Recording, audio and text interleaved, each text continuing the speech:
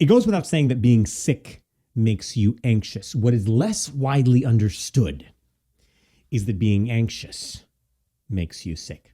Increasingly, scientists and psychologists are converging on this truth. Joy is not optional. It is completely fundamental. It is absolutely necessary for human health and human existence. I was just reading a study that said chronic stress, like a stressful conversation, can suppress the immune system for a full 24-hour cycle, and repeating that stress extends the suppression. That's Psychological Bulletin, Sergestrom and Miller.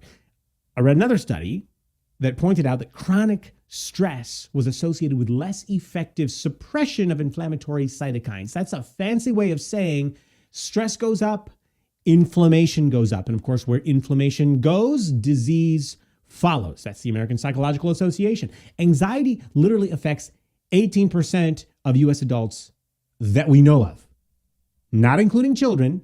And that translates to somewhere between 100 and 150 million prescriptions for benzodiazepines filled each year, a third of all office visits. We have a problem. We have a worry problem. And here's the thing. We're treating it and we're not exactly winning. Like the metrics, the numbers are getting worse. Obviously, lots of causes for that, right?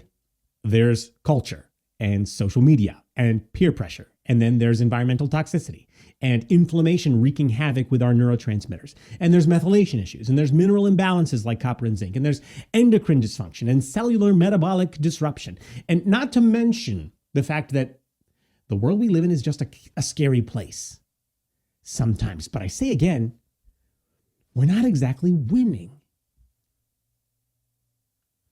Can I tell you why I think we're not winning? At least one of the reasons why we're not winning. Anxiety or worry is not neat and tidy. It often doesn't make sense. It crosses paradigms in our existence. It springs from what have kind of classically been treated like multiple separate sources, and therefore many, if not most, of the treatments deal with one source while neglecting or completely ignoring the others. So at best, we're dealing with partial solutions. And this dynamic is only made worse the worse the problem gets, because the worse the problem gets, the more specialized and compartmentalized our treatments get. And so we have psychologists doing psychology, we have doctors doing pills, we have pastors doing prayers, and all the while giving each other the side eye. Can I just be a little vulnerable here?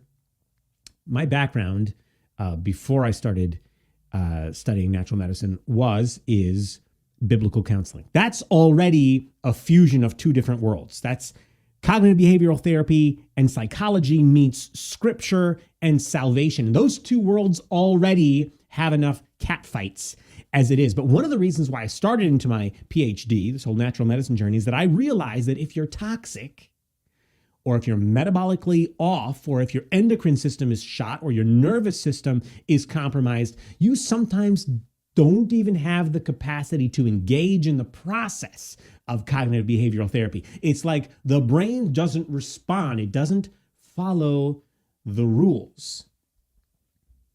And sometimes you don't know what to pray either, or even how to pray. You don't even feel like you can pray. That's scary. So clearly, we need a deep dive into anxiety from a biological perspective, right? Actually, let me rephrase that. Clearly, we need a deep dive into anxiety from a biological perspective also. Emphasis on the also. Because here's the truth. Biology can be manipulated by benzodiazepines. That's not enough. Psychology can be corrected or even just positively affected by therapy.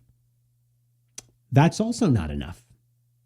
And every human being was created, I believe, with an affinity for, yea, a need for the divine, which can, of course, be found through faith But even faith by itself, when your brain is disordered, is not enough. So, here we go. We're going to have a discussion about anxiety. But I've gotten to the point in my experience, personal and professional, where I simply don't know of an effective way to tackle the conversation of anxiety without dealing with all three paradigms: the psychological, the scientific, and the spiritual. And for some, of course, that's a little bit problematic, especially in the alternative medicine space, because they don't kind of do the faith conversation. If that's you, hear this. I really hope you stick around for this conversation. Here we don't do judgment. That's not my job, nor is it my desire.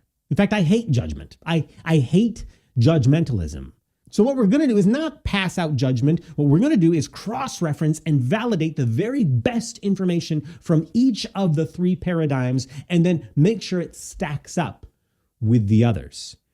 If it does, then of course you can decide what you want to do with that information. That's none of my business. My business is hope and healing. That's it. The rest I will leave to others. So here goes. We're going to start from the top and bounce back and forth between scripture and psychology and science. And even if you don't have a struggle with anxiety, if you don't have the panic attacks, you don't have a conscious issue in this department, you know what? I got you too. Because I'm still betting that you can always use more joy.